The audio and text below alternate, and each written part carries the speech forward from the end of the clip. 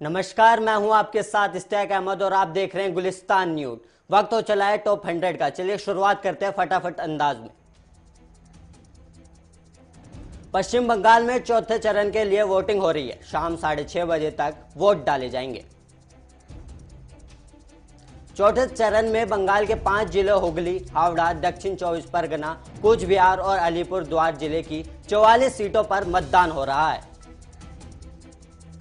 Voting को लेकर मतदाताओं में भारी उत्साह देखने को मिल रहा है। सुबह 7 बजे से ही पोलिंग बूथ पर मतदाताओं की लंबी कतारें लगी हुई है। मतदाताओं को लेकर सुरक्षा के तगड़े इंतजाम किए गए हैं। पोलिंग बूथ पर राज्य पुलिस के साथ ही केंद्रीय बलों की भी तैनात किया गया है। बंगाल के 5 जिलों की 44 सीटों पर 373 उम्मीदवार मैदान में हैं। चुनाव मैदान में उम्मीदवारों की किस्मत का फैसला 1 करोड़ से अधिक वोटर करेंगे। बंगाल में चुनाव के साथ साथ हिंसा का दौर भी जारी है। हुगली में बीजेपी उम्मीदवार लोकेट चटर्जी की गाड़ी पर हमला हुआ। पत्थर मारकर उनकी गाड़ी के शीशे तोड़ दिए गए। लोकेट चटर्जी ने टीएमसी पर हमले का आरोप लगाया। लोकेट चटर्जी ने कहा कि मैंने टीएमसी की महिलाओं को गलत वोटिंग करते हुए पकड़ लिया, इसलिए मेरे ऊपर हमला हुआ है। वहीं कूच बिहार में बीजेपी और टीएमसी के समर्थक आपस में भिड़ गए। इस झड़प में कई लोग घायल हो गए और वहीं 4 लोगों की मौत हो गई।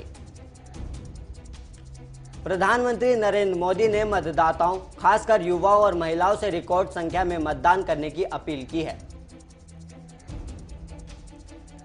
गृह मंत्री अमित शाह ने बंगाल के लोगों से तुष्टीकरण और भ्रष्टाचार मुक्त सरकार के लिए वोट करने की अपील की। उन्होंने फर्स्ट वोटर से बड़ी संख्या में वोट करने की अपील की है। मतदाता के बीच बीजेपी नेता अमित मालवीय ने ममता के रणनीतिकार प्रशांत किशोर का ऑडियो चैट जारी किया, जिसमें प्रशांत किशोर पीएम मोदी और बीजेपी की तारीफ कर रहे हैं। ऑडियो चैट पर प्रशांत किशोर बंगाल चुनाव में बीजेपी की मजबूती की बात कर रहे हैं। उन्होंने कहा कि बंगाल में मोदी बेहद लोकप्रिय है। लीडर के सर्वे में मोदी ममता बराबर है।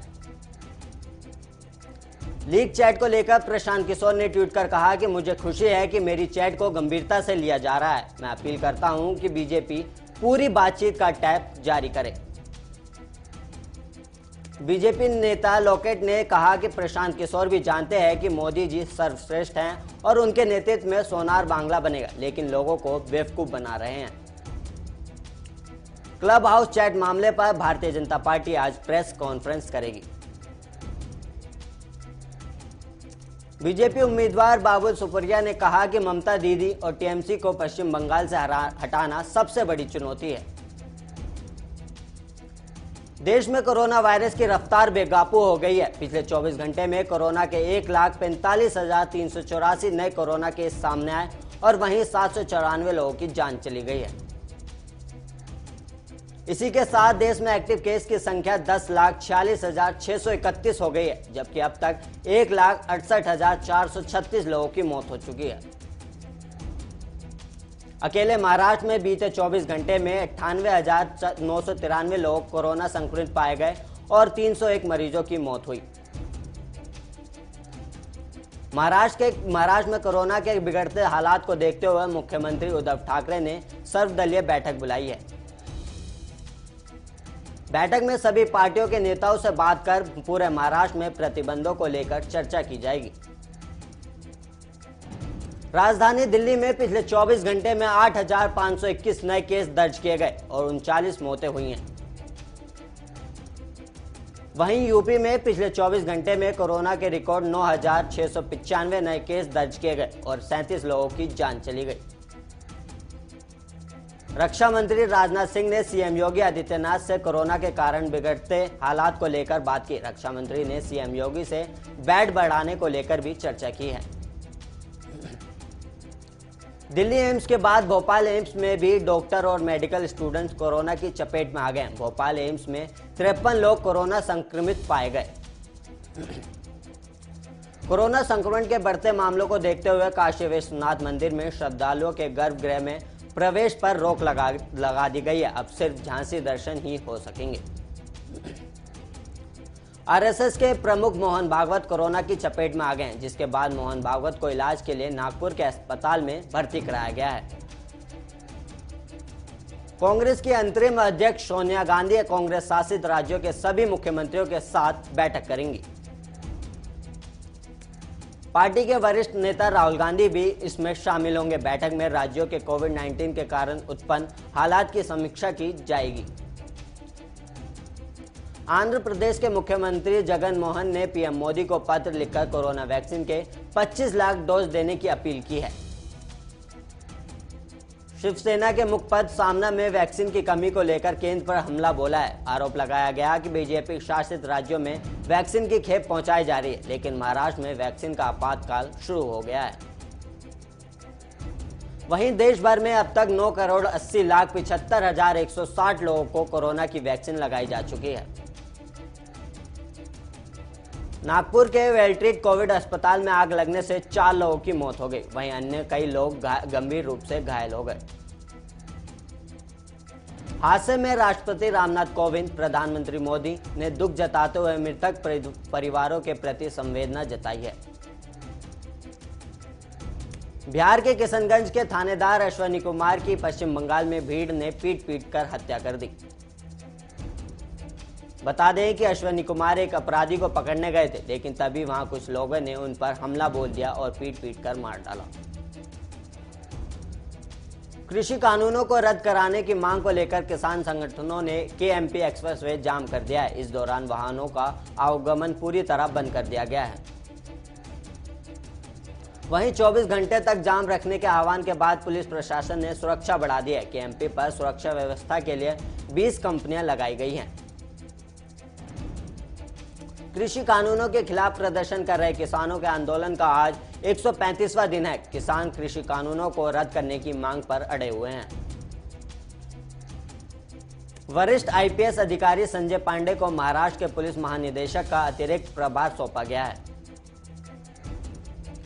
हरियाणा के कोसली में राज्यसभा सांसद दीपेंद्र हुड्डा ने सरकार पर तंज कसते हुए कहा कि पेट्रोल, डीजल और रसोई गैस के दामों में बढ़ोतरी कर सरकार गरीब लोगों की कमर तोड़ने का काम कर रही है।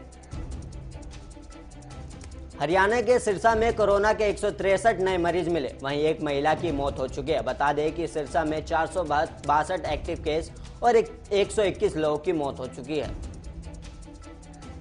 हरियाणा के सिरसा में कांग्रेस की प्रदेश अध्यक्ष कुमारी सैलजा ने प्रेस वार्ता करते हुए कहा कि किसान, मजदूर सहित हर वर्ग के लोग सरकार की गलत नीतियों से परेशान हैं। कर्नाटक के बेलगाम में लोकसभा उपचुनाव प्रचार के दौरान पूर्व मुख्यमंत्री सिद्धरामैया ने प्रधानमंत्री को देश का सबसे बड़ा झूठा व्यक्ति बताया। साथ ही आरोप लगाते हुए कहा कि मोदी के वादे झूठे निकले। यूपी के बाराबंकी में जनरल स्टोर में रोजमर्रा के सामानों के साथ युवक अवैध शराब की बिक्री करता था, जिसके चलते मोहल्ले के लोग काफी परेशान थे। पुलिस ने सूचना पर युवक को गिरफ्तार किया। हरियाणा के सिरसा में प्रेस वार्ता के दौरान अभय चौटाला ने हरियाणा सरकार पर निशाना साधते हुए कहा कि प्रदेश में खाद की बढ़ती कीमतों, कृषि कानूनों और गेहूं की खरीद को लेकर इनेली नेता गवर्नर के नाम ज्ञापन सौंपेंगे। यूपी के मुजफ्फरनगर में लोहे के कारखाने में लाखों का माल चोरी हो गया है। पीड़ित ने थाने में तहरीर देकर आरोपियों पर सख्त कार्रवाई और चोरी हुए माल को बरामद करने की पुलिस से गुहार लगाई है। यूपी के फतेहपुर में पंचायत चुनाव से पहले पुलिस ने 500 से ज्यादा अपराधियों के खिलाफ गुंडा एक्ट की कार्रवाई की है। यूपी के सोनभद्र में पुलिस ने मुखबिर के सूचना पर अंतर्राज्यीय गिरोह के 2 तस्करों को 10 किलो अफीम के साथ गिरफ्तार किया। हरियाणा के पलवल में बाइक सवार लुटेरों ने किसानों को गोली मार दी, जिसके साथ ही 1200 रुपए की नकदी और बाइक को लूटकर फरार हो गए। मौके पर पहुंचकर पुलिस ने जांच शुरू कर दी है। हरियाणा के कैथल में पुलिस कर्मियों और उनके परिवारों के लिए पुलिस लाइन डिस्पेंसरी का शुभारंभ हुआ। यूपी के सोनभद्र में सीएमओ ऑफिस में दोनों डोज का वैक्सीनेशन पूरा कराने के लोगों का अरशद मिश्रा के द्वारा लकी डॉक्टर निकाला गया, जिसमें अलग अलग ब्लॉकों से 4 लोग पुरस्कार राशि के लिए चयनित किए गए। कर्नाटक के चिकलबुरापुर में भ्रष्टाचार के आरोप में ग्राम पंचायत कार्यालय पर ग्रामीणों ने ताला जड़ दिया और पीडीओ हटाया का धरना दिया। अयोध्या में आम आदमी पार्टी के राज्यसभा सांसद संजय सिंह ने बढ़ते कोरोना संक्रमण और भ्रष्टाचार को लेकर प्रदेश सरकार को घेरा है। जालंधर में सर्किट हाउस में आयोजित प्रेस वार्ता के दौरान अल्पसंख्यक आयोग में वाइस चेयरमैन रहे मंजीत सिंह राय ने कहा कि बीबी जागीर कौर को धर्म के मामले में राजनीति नहीं लानी चाहिए। झारखंड के देवघर में मधुपुर विधानसभा उपचुनाव के दौरान गंगा नारायण सिंह ने जमनी पंचायत के सभी गांवों में भ्रमण किया। मुजफ्फरनगर में पेपर मिल में वेस्ट पेपर में भयंकर आग लग गई। दमकल की कई गाड़ियों ने आग पर काबू पाया। आग से लाखों के नुकसान की आशंका जताई गई है। हरियाणा के पानीपत से उत्तराखंड जाने वाले चालक और परिचालक को विभाग ने कोरोना टेस्ट करवाने के आदेश जारी किया है। यात्रियों के साथ ड्राइवर और कंडक्टर का भी टेस्ट अनिवार्य होगा। मुजफ्फरनगर में योगी सरकार में आवारा गोवंशों की दुर्दशा बद से बदतर हालात इतने बदतर हैं कि 2 दिनों से कस्बे में पड़ा मृत गोवंश सुध लेना वाला कोई नहीं। हरियाणा के पानीपत में किसानों की परेशानी को देखते हुए प्रशासन ने 3 माह के लिए डिपो होल्डर को अस्थायी लाइसेंस जारी किए हैं। छत्तीसगढ़ के गोरेला पिंडरा में एक नाबालिग के साथ दुष्कर्म का मामला सामने आया। 2 युवा आरोपियों को एडीजे कोर्ट में मौत तक कारावास की सजा सुनाई है। अयोध्या में कोविड-19 की बढ़ती लहर को देखते हुए जिला अधिकारी अनुज कुमार झा और सीडीओ अनीता यादव ने हॉस्पिटल का निरीक्षण किया। बुलंदशहर में पुरानी रंजिश में बदमाशों ने एक घर में घुसकर पत्नी के सामने वृद्ध को गोली मारकर हत्या कर दी। पुलिस ने मृतक के शव को पोस्टमार्टम के लिए भेजकर जांच शुरू कर दी है। यूपी के देवरिया में पुलिस ने चोर गिरोह का पर्दाफाश करते हुए एक चोरी की बुलेरो, 3 किलो अवैध गांजे और चुराए गए 12,000 रुपए के साथ 5 अभियुक्तों को गिरफ्तार किया है।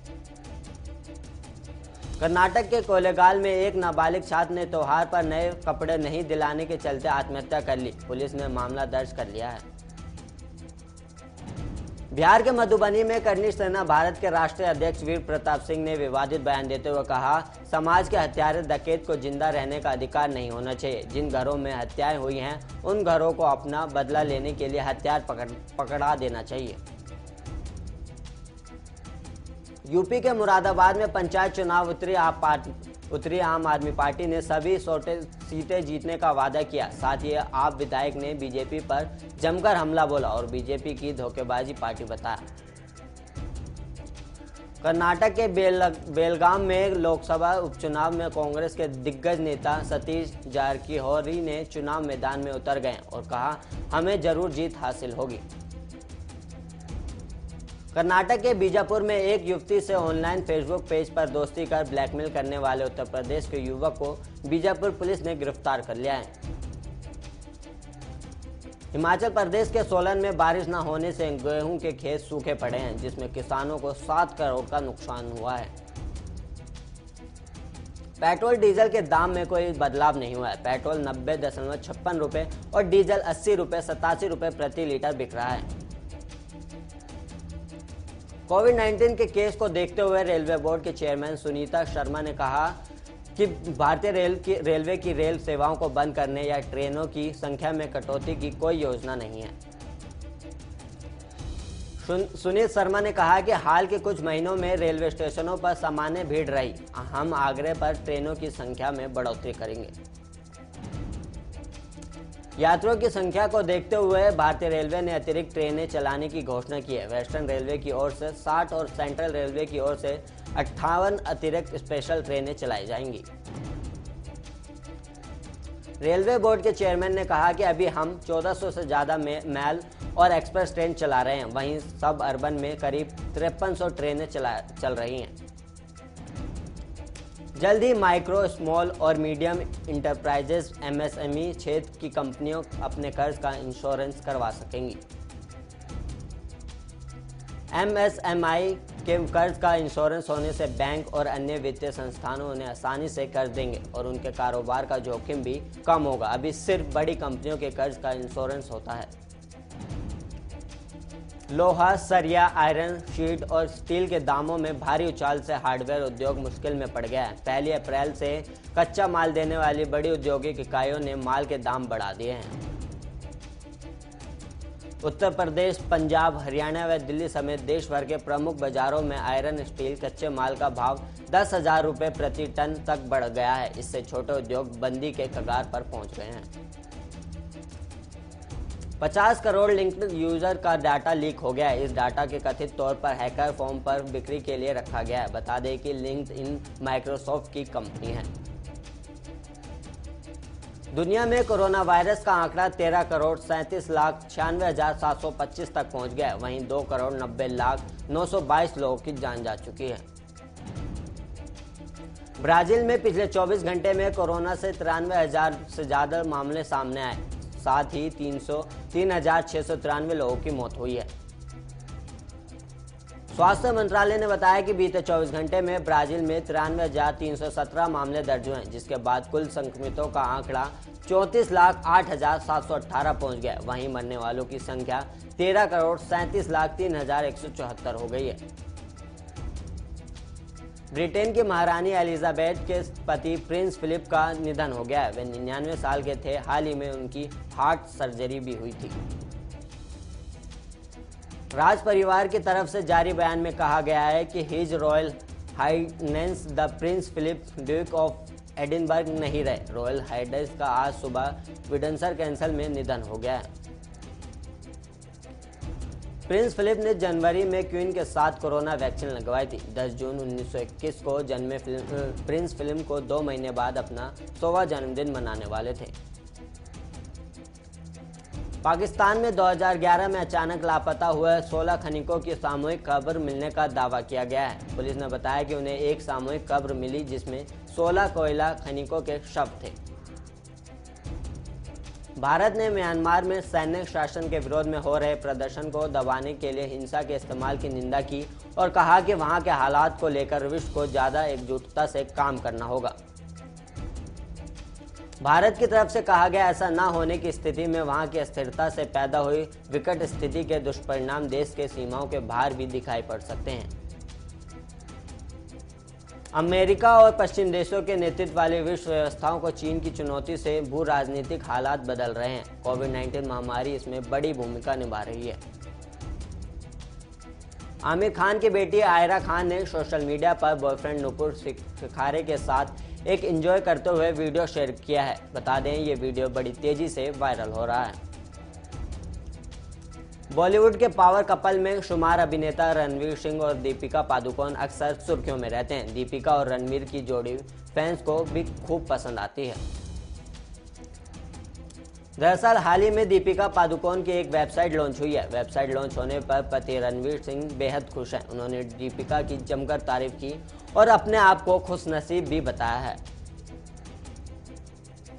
फिल्म अभिनेता अरशद वारसी ने शुक्रवार को कोरोना वायरस की वैक्सीन लगवाई है। उन्होंने फिलिपर के एक अस्पताल में जाकर कोरोना वायरस की वैक्सीन की डोज ली है। सोनम कपूर काफी वक्त से लंदन में और भारत में अपने परिवार को मिस कर रही हैं, मगर कुछ है जिसने उन्हें लंदन में रोक कर रखा हुआ। सोनम ने सोशल मीडिया पोस्ट के जरिए इस बात का खुलासा किया। इंडियन प्रीमियर लीग का आगाज मुंबई इंडियंस की टीम ने एक बार फिर हार के साथ किया। कप्तान रोहित शर्मा ने कहा वह इस चीज से निराश नहीं है क्योंकि उनका लक्ष्य टूर्नामेंट जीतना है। रोहित ने मैच के बाद कहा, देखिए सबसे बड़ी जीत है कि ये टूर्नामेंट आप जीतें, ना कि पहला मैच। मुझे तो लगता है कि ये टीम की तरफ से किया गया काफी अच्छा प्रयास रहा। मुंबई की टीम ने पहले बल्लेबाजी करते हुए 9 विकेट पर 159 रन बनाए थे और बेंगलुरु ने आखिरी गेंद पर इस लक्ष्य को 8 विकेट के नुकसान पर हासिल किया। इंडियन प्रीमियर लीग के 34वें सीजन के दूसरे मुकाबले में आज दिल्ली कैपिटल्स के सामने चेन्नई सुपर किंग्स की टीम का मुकाबला होगा। बता दें युवा कप्तान ऋषभ पंत टीम का सामना उनके ही गुरु महेंद्र सिंह धोनी की टीम के साथ होगा। इस मैच का इंतजार काफी समय से किया जा रहा था। इस बुलेटिन में इतना ही। ऐसी ही तमाम खबरों के लिए देखते रहिए गुलिस्तान न्यूज।